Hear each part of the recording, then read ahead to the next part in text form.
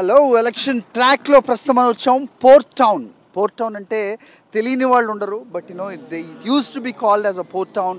ప్రస్తుతం మచిలీపట్నం అంటారు. కృష్ణా జిల్లా వాసుల చిరకాల స్వప్నం మచిలీపట్నం పోర్ట్ ప్రాంతంకి మనం వెళ్ళబోతున్నాం. వందల సంవత్సరాల చరిత్ర ఉన్నా కూడా ఇక్కడ పోర్టు నిర్మాణం జరిగితే అందరూ కూడా ఏ ముంబై మాదిరిగానో ఏ చెన్నై మాదిరిగానో ఒక మహానగరంగా ఎదుగుతుంది అన్న సంగతి తెలిసి ఉన్నా కూడా అది ఒక నెరవేరని కలగానే మిగిలిపోయి ఉండేది. ఇప్పుడు మనందరి ప్రభుత్వం పోర్టు నిర్మాణ పనులని దేవుడి దయతో మీ అందరి చల్లని ఆశీస్సులతో ప్రారంభించాం. 11,600 కోట్లతో 16 బెర్తులతో 116 మిలియన్ టన్నుల కార్గో రవాణా సామర్థ్యంతో ఈ పోర్టు నిర్మాణం జరగబోతోంది. ఫస్ట్ ఫేజ్లో దాదాపు 5,156 కోట్లతో 4 బెర్తులతో 350 లక్షల టన్నుల కార్గో రవాణా సామర్థ్యంతో ఈ పోర్ట్ నిర్మాణం జరగబోతోంది. వెళ్దాం, పోర్టు మీకు చూపించే ప్రయత్నం నేను చేస్తాను.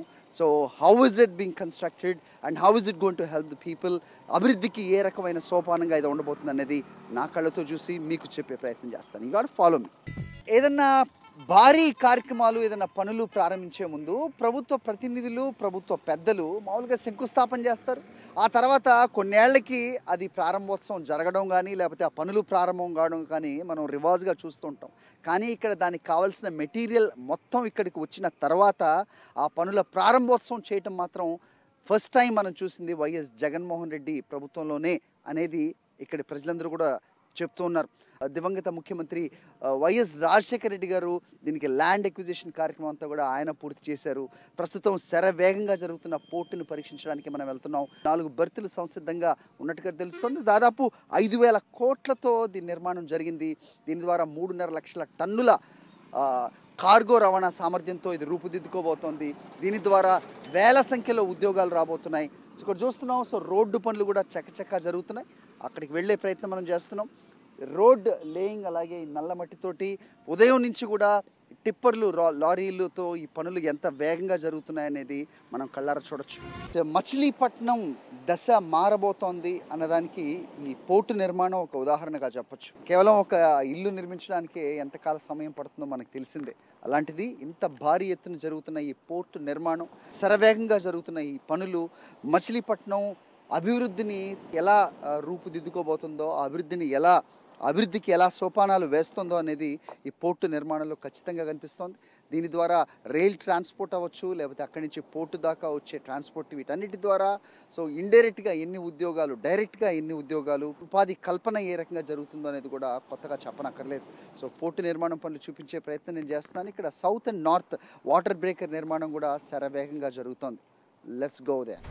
మచిలీపట్నం బ్రేక్ వాటర్ దగ్గర ప్రస్తుతం మనం ఉన్నాం పోర్ట్లో. ఇది 2.70 మీటర్లు అంటే 2.7 కిలోమీటర్ల మేర ఉన్న ఈ బ్రేకర్ సౌత్ బ్రేకర్ అని, అలాగే ఆ పక్కన ఉన్నది నార్త్ బ్రేకర్గా చెప్తూ ఉన్న క్రమం మనం చూస్తున్నాం. దాదాపు 1,200 మంది టెక్నికల్ అవ్వచ్చు అలాగే లేబర్ అవ్వచ్చు, వీళ్ళందరూ కూడా ప్రతిరోజు శ్రమిస్తే శరవేగంగా జరుగుతున్న ఈ పోర్ట్ నిర్మాణ పనులని మనం చూపించడానికి ఇక్కడికి వచ్చాం.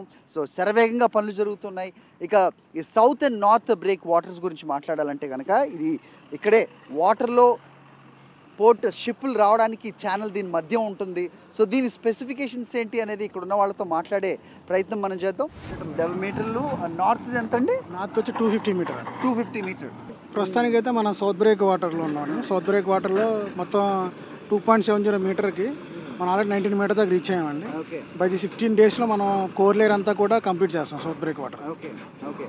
సో డ్రెడ్జర్స్ 2 ఉన్నాయి. దట్ ఈస్ కాల్డ్ CSD అనేది చెప్తున్నారు.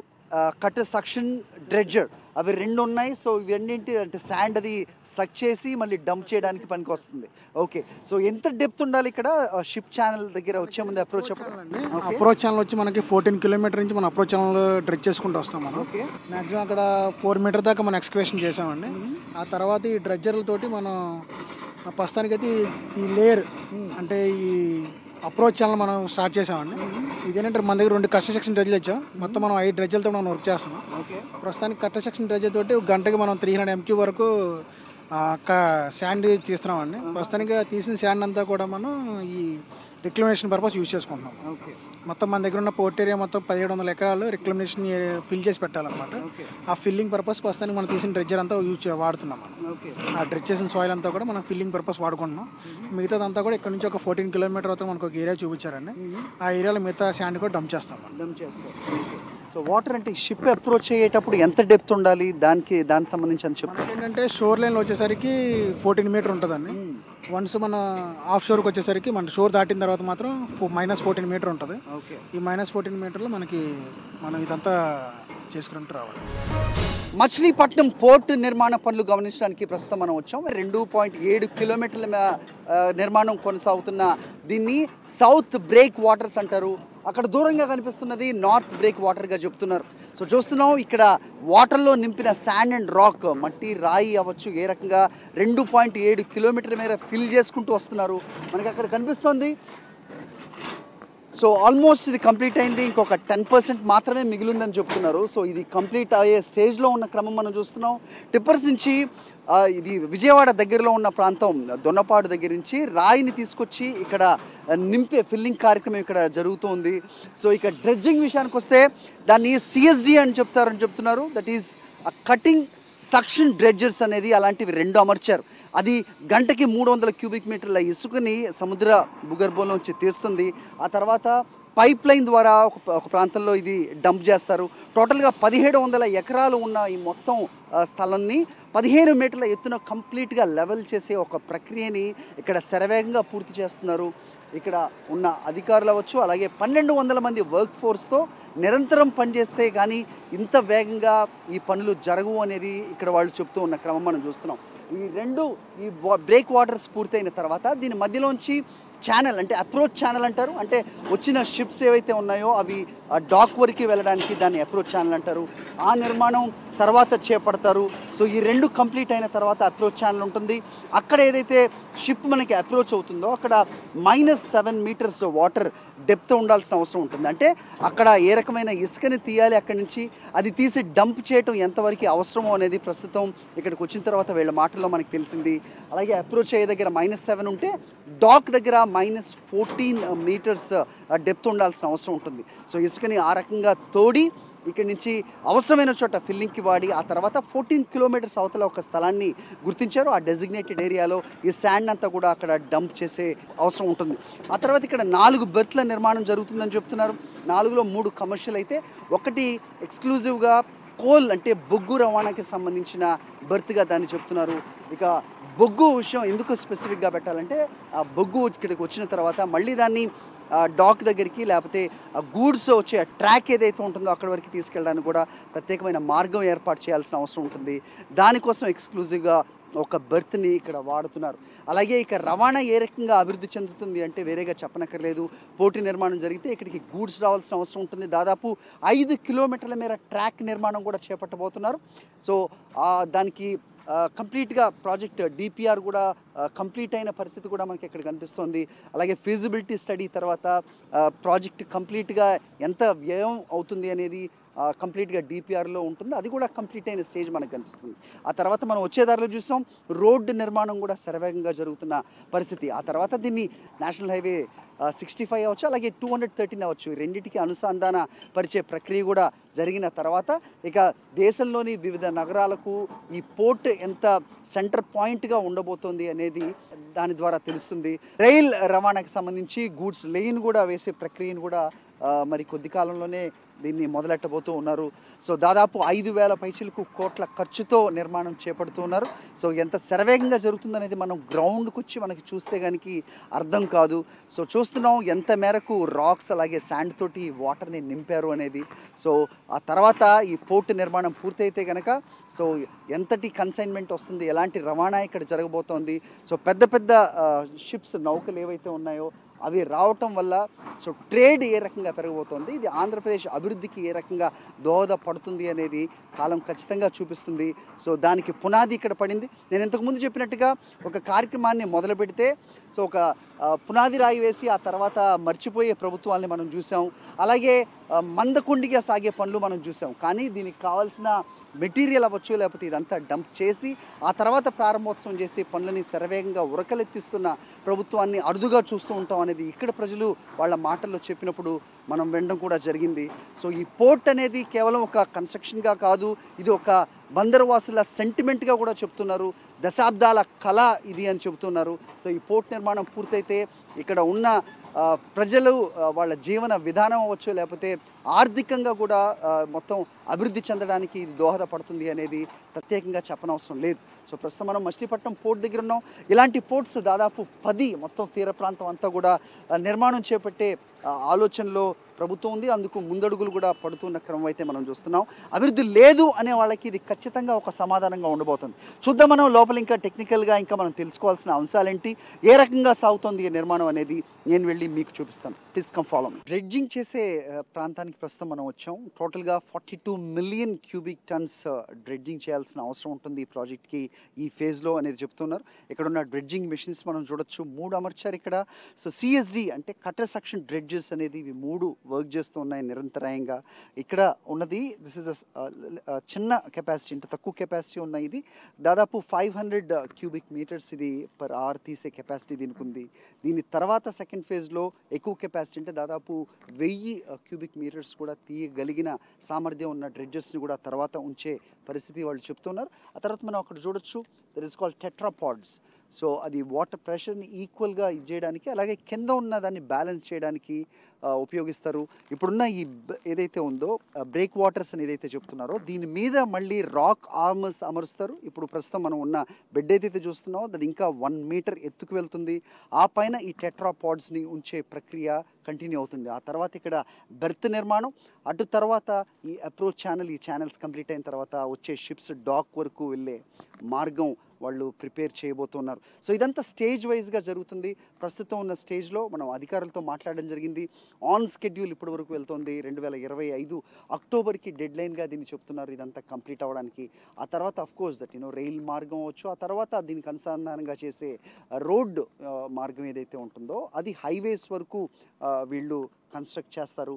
ఆ పైనే మొత్తం రవాణా ప్రక్రియ ఏదైతే ఉంటుందో కంప్లీట్గా అది పూర్తయ్యే ప్రక్రియ ఉంటుంది అనేది ఇక్కడ అధికారులు కూడా చెప్తున్నమాట.